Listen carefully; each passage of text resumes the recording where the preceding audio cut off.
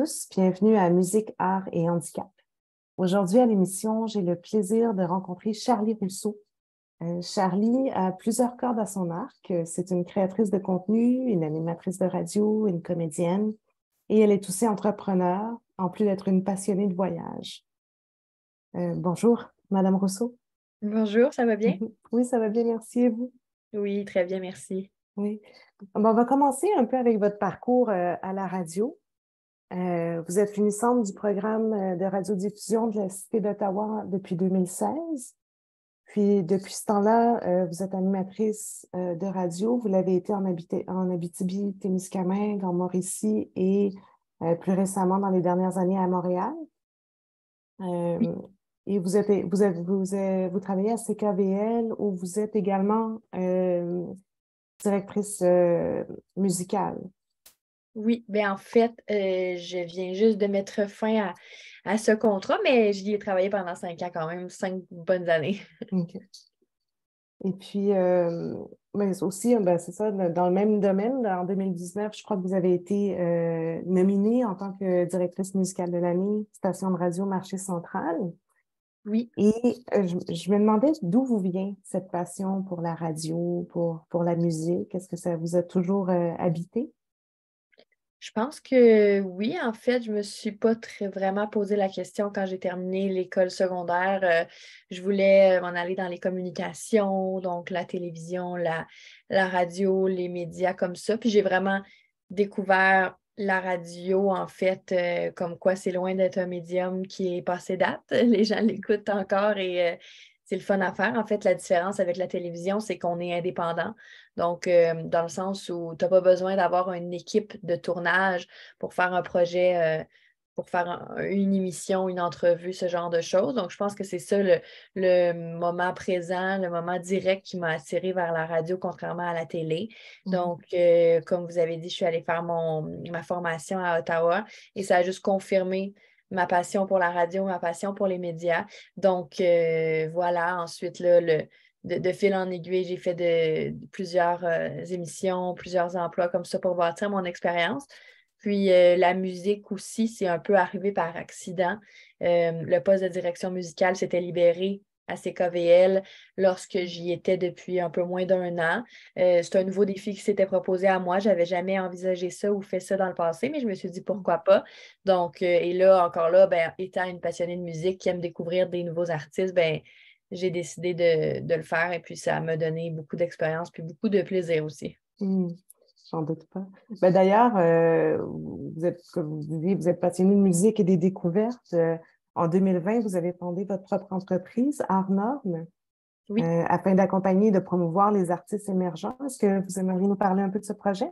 Oui, bien en fait, ça, c'est vraiment, encore une fois, un beau projet qui n'était pas nécessairement prévu. J'ai pas toujours voulu être à la tête de ma propre entreprise ou être travailleur indépendant, vraiment pas.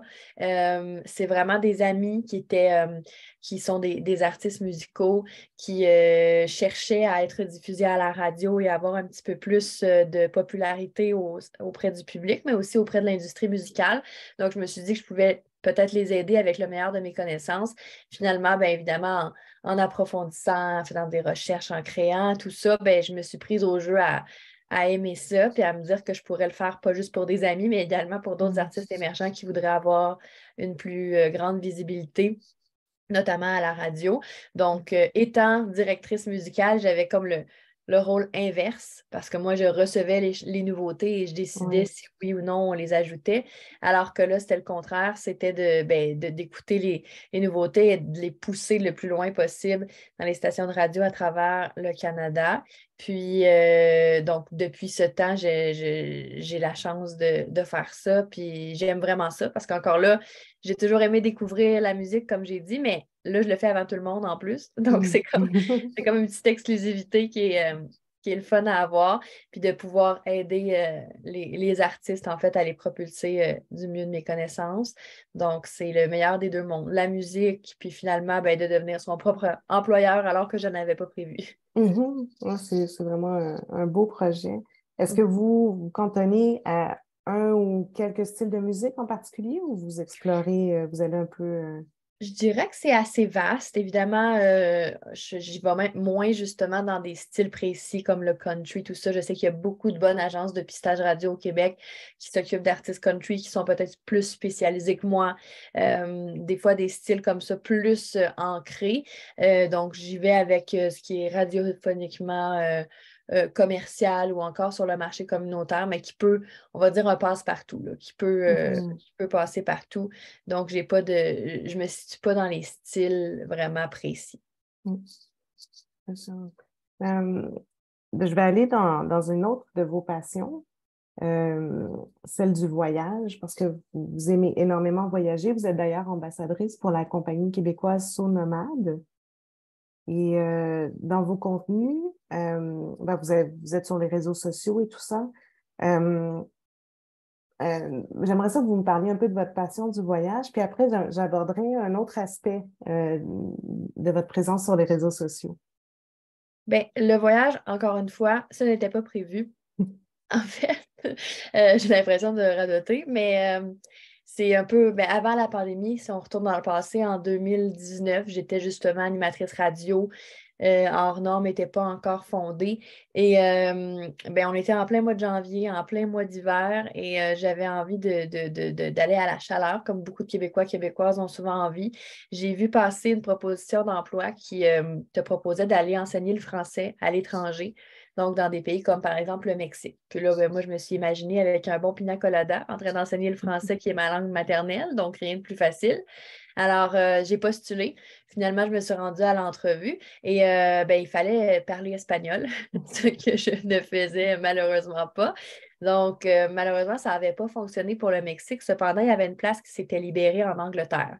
Étant donné que mon anglais était suffisamment bon, j'ai décidé de saisir l'opportunité. Donc, j'ai été envoyée à l'automne en Angleterre pour un contrat d'un an pour pouvoir enseigner le français. Et ben, en étant en Angleterre, c'est ça qui m'a donné l'idée, ben, l'opportunité, l'envie de voyager parce qu'évidemment, l'Europe, c'est tellement vaste et une fois que tu as les pieds là-bas, ben, ça devient plus facile, autant économiquement parlant que plus simple de se rendre d'un pays à un autre, un peu comme nous, on peut traverser des régions en voiture. Oui. Euh, ben là, c'est de se rendre de la France à l'Angleterre en train en seulement 2 heures, par exemple. C'est assez incroyable. Donc, c'est là que j'ai commencé à voyager. Ensuite, bon, ça a mis un petit frein, c'était la pandémie. Donc, Oui. ça m'a obligée en fait à rentrer à la maison pour quelques mois. Mais justement, étant donné que j'avais trop aimé mon expérience de voyager, de découvrir l'Europe, plein de destinations que j'avais en tête, mais que je n'avais pas eu nécessairement l'opportunité de voir, ben, j'ai décidé de repartir aussitôt. Donc, j'ai comme commencé à passer mes hivers pas nécessairement au chaud, en fait, là, soit en Europe ou en voyage. Je pense que j'ai déterminé que j'aimais pas l'hiver au Québec. Et la On est neige, plusieurs. c'est pas pour moi, je pense, là. Oui. Certains disent qu'on est des snowbirds. Bon, je pense que je suis un peu jeune pour être snowbird, mais pourquoi pas, dans le fond? Il n'y a pas d'âge. Je ne suis pas à la retraite, mais l'avantage, c'est que justement, ma compagnie me permet de travailler à distance et donc de n'importe où dans le monde, ce qui est vraiment un avantage. Je pense que la pandémie a aussi apporté ça de bien avec plusieurs emplois, c'est le télétravail. Les gens qui ont l'opportunité maintenant d'éviter les déplacements ou d'en créer d'autres, mais internationales et d'avoir une grande liberté tout en travaillant pour des entreprises québécoises. Donc, tout ça pour dire que j'ai ce luxe-là de pouvoir travailler à distance. Donc, pourquoi pas le saisir? Donc, c'est là que j'ai vraiment commencé à voyager. Puis, il y a tellement le monde est si vaste. Je ne sais pas si je vais pouvoir tout voir, mais j'ai encore beaucoup de destinations en tête. Vous êtes rendu, je pense, à 17 ou Oui, 17 pays, pays mon Dieu, visités. wow! Je ne sais pas où vous avez trouvé cette information-là, mais moi j'ai une petite liste dans mon téléphone cellulaire. Puis Oui, des fois, il faut que je les recompte, là. Je me ah, pour demande être c'est sûr. combien. Avez-vous choisi quel serait votre 18e ou pas encore? Pas encore, en fait, mais je sais qu'il y a le Brésil qui m'intéresse beaucoup. Évidemment, au mois de février, il y a le Festival de Rio qu'on connaît, donc peut-être en février prochain. Et ayant passé l'hiver, les derniers mois en Amérique centrale, c'était la première fois en fait que j'y allais. Donc, de pouvoir voir tu sais, j'aimerais bien l'Argentine, le Brésil, le Nicaragua, tout ça qui est très collé, puis qui sont quand même nos voisins mais Mhm. qui est une belle différence de culture avec nous. Donc, c'est intéressant, là. J'aimerais bien ça retourner en Amérique centrale. À suivre, peut-être pour une Oui. prochaine interview, vous pourrez nous raconter. Ça m'amène à un sujet, le creux, le croustillant, en fait, parce que un de vos désirs, de vos missions, une mission que vous avez, c'est de contribuer à augmenter la visibilité de la diversité corporelle sur les médias sociaux et les médias traditionnels. Et j'ai visualisé un peu vos contenus aussi, puis que ce soit de façon explicite, comme des petits TikToks sur la conduite automobile ou des choses comme ça, ou implicite, vous y contribuez. Vous faites même vous-même partie de la diversité corporelle. Moi, je me demandais, est-ce que vous percevez des échos de votre travail en ligne au niveau de la sensibilisation, la démystification? Est-ce que vous voulez m'en parler un petit peu? Parce que c'est quand même quelque chose qui est très, très important de rendre. On parle beaucoup de la représentation visuelle, de la diversité en général, culturelle et autres, mais je pense que c'est vraiment crucial aussi de voir, d'entendre, de lire sur la vie au quotidien. Fait que parlez-moi un peu de ce parcours-là, de cet aspect-là, un peu de votre parcours professionnel. Mais je pense que depuis le début, depuis justement mon intérêt en étant jeune aux médias, à la télévision, à la radio, ça a été ça l'un des objectifs. Est arrivé les médias sociaux, on s'entend qu'on est tous sur ceux-ci. Les jeunes, surtout la nouvelle génération, n'écoutera pas nécessairement la radio ou les médias traditionnels. Ils vont justement être trouvables sur les réseaux sociaux. Donc, je pense que c'est là qu'il faut s'y rendre, il faut s'ajuster. Voilà pourquoi j'ai décidé de migrer là, tout en adorant, bien sûr, la radio, la télé. Mais en allant là-dessus, en fait, ça faisait très longtemps que, bon, on connaît YouTube, il y a beaucoup de créateurs de contenu qui sont sur YouTube. Ça faisait très longtemps que je voulais me lancer sur YouTube et que je voulais justement commencer avec une vidéo démonstrative de comment je conduis mon véhicule, parce que ça reste quand même l'une des questions qu'on me pose le plus de gens près de moi, loin de moi, c'est quand on me conduit, quand on me connaît plutôt et qu'on apprend que je conduis. Mhm. Donc, les gens sont curieux, avec raison. Ils se demandent c'est comment, tu sais, comment c'est fait. Est-ce que c'est un vaisseau spatial? Tu sais, est-ce que c'est plein de boutons et de trucs technologiques ou quoi que ce soit? Donc, je voulais le faire sur YouTube. Le temps, en fait, je ne prenais pas nécessairement le temps. Et aussi, tu sais, c'est beaucoup de montage, une expérience que je n'ai pas nécessairement. Donc, quand TikTok est arrivé, c'est plus facile, c'est plus direct. J'ai saisi l'occasion et j'ai décidé de justement montrer euh, comment je conduisais. Une vidéo qui a eu un bon succès, là, qui a été vue par 4 millions de personnes. Donc, je dirais que c'est ça qui a créé l'engouement autour des réseaux sociaux, que ce soit sur TikTok ou Instagram, et qui a aussi permis de développer. En fait, ça me fait comprendre que oui, les gens ont un intérêt. Oui, il y a des échos de tout ça, c'est sûr et certain, des échos majoritairement positifs, et c'est ça qui est le fun. En fait, c'est de faire découvrir aux gens, de sensibiliser les gens, jeunes et moins jeunes, à la différence physique, parce que c'est une réalité que nos enfants, vos enfants, nos petits-enfants vont être à l'école avec des personnes avec une certaine déficience, une maladie, un handicap. C'est sûr, maintenant, tu sais, c'est commun, on en voit de plus en plus. Donc, je pense qu'il faut les sensibiliser avant pour éviter l'intimidation et les choses qu'on entend souvent. Euh, donc, c'est sûr, des échos aussi positifs, j'en entends du point de vue des parents, parce que des fois, c'est un parent qui n'est pas confronté à quelqu'un qui a un handicap, ben, il ne saura peut-être pas comment amener le sujet avec son enfant. Donc, là, de l'être exposé, de faire OK, ben, on l'a vu sur TikTok, je vais t'expliquer ou on va ouvrir la discussion. Ça peut en effet aider. Donc, je pense que pour ça, c'est génial. C'est mission réussie. Après, je le fais sous forme de divertissement, mais moi, j'ai du plaisir à le faire. Ce n'est pas une mission là, que je me suis dont je me suis donné le but, là.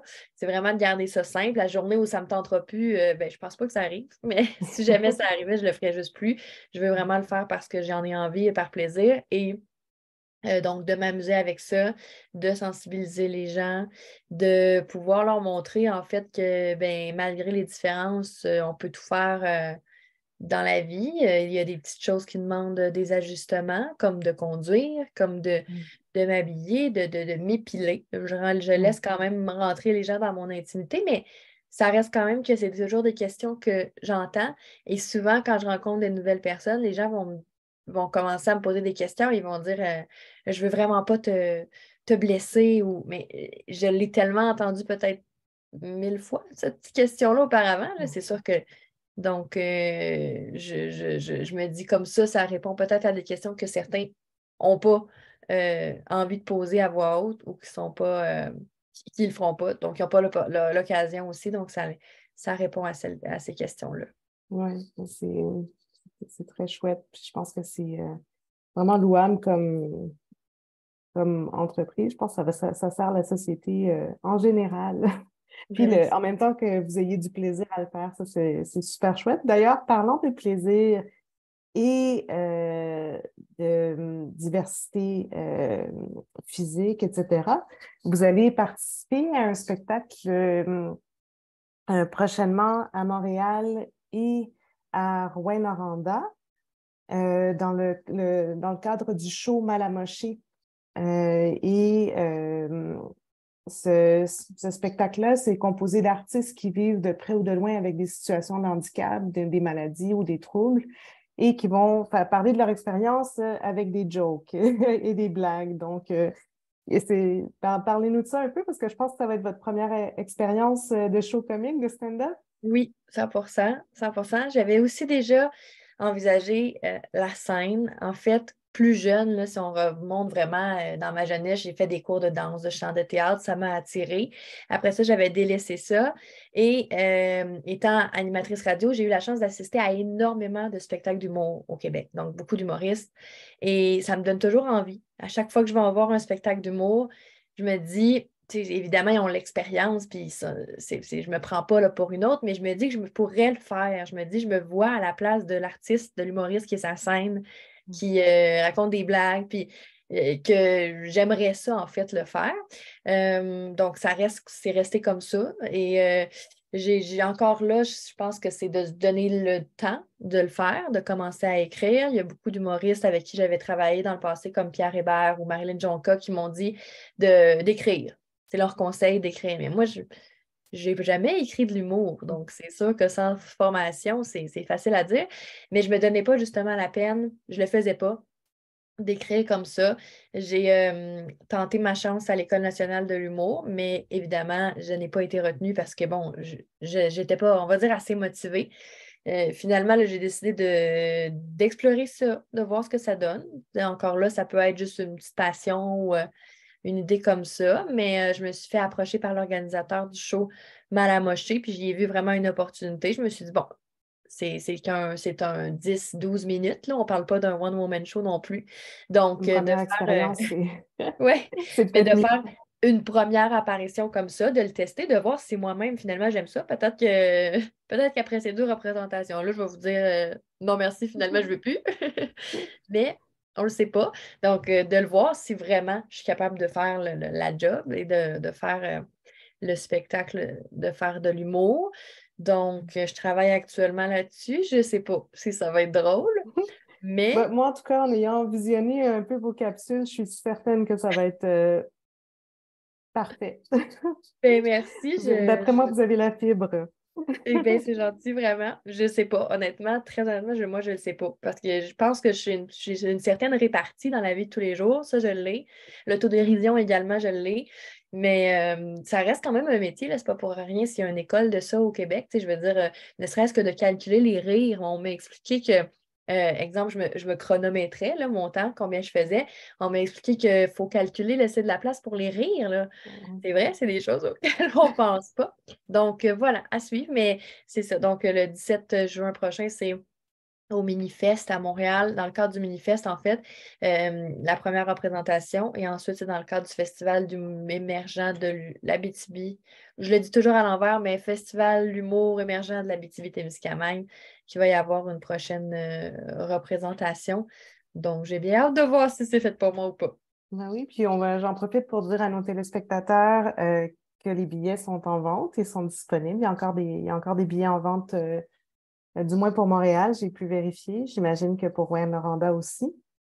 Oui. Et puis, ben, en fait, pour terminer cette belle entrevue, Charlie, je voudrais vous demander parce que ouais, d'après ce que je comprends de votre personnalité, vous n'hésitez pas à essayer ce qui vous intéresse, à aller vers de nouveaux défis, etc. Est-ce que il y a quelque chose dans votre enfance qui a pu vous aider à rester ouverte malgré des fois les petits défis ou de différentes conditions et tout ça? Est-ce que vous avez des suggestions ou des conseils pour les personnes qui vivent avec des handicaps ou une divergence quelconque, la diversité quelconque, à aller vers leurs rêves malgré les défis? Ben, je pense en fait que ça va sembler facile à dire peut-être pour certains, mais c'est juste de le faire, de justement se donner un petit coup de pied au derrière, pour le dire comme ça. Parfois, tout dépendant c'est quoi, comme je le fais par exemple là avec l'humour ou avec les vidéos ou avec différentes passions, ou vers les gens encore là aussi. Je pense que c'est juste de sortir de sa zone de confort. On dit souvent que ça fait grandir, mais c'est vrai dans tous les sens du terme, dans toutes les sphères de la vie, que ce soit par le voyage, votre travail, par les amitiés, justement, la famille, d'essayer des choses. Donc, c'est de le faire, puis juste je me dis, la vie est bien faite, puis si justement c'est l'un de nos rêves, ben, c'est atteignable si on travaille fort, puis qu'on se donne le droit d'y accéder. Donc, pour ma part, ça a juste toujours été ça, de ne pas avoir peur de l'échec non plus, parce que ça peut arriver encore là dans toutes les sphères de la vie. Et on peut se faire trahir quand on tombe en amour, on peut se faire renvoyer quand on a un emploi, ça fait partie de la vie. Mais au moins, c'est de se dire qu'on l'a essayé, parce que je pense que ce qui est triste, c'est justement d'arriver au bout puis de dire ah, j'ai toujours voulu faire ça, mais je ne l'ai jamais fait. Là, ça leur a été triste. Merci infiniment, Madame Rousseau, pour votre temps. Je vais aller peut-être me procurer un billet pour le show du 17 et puis ben, j'espère vous revoir à l'émission éventuellement. Je vous souhaite Merci une belle beaucoup. fin de journée. Merci vous aussi. Merci. Chers téléspectateurs, c'est une autre belle émission de Télé Handicap grâce à notre invité. Je vous remercie de votre présence, je vous remercie de votre écoute et à la prochaine.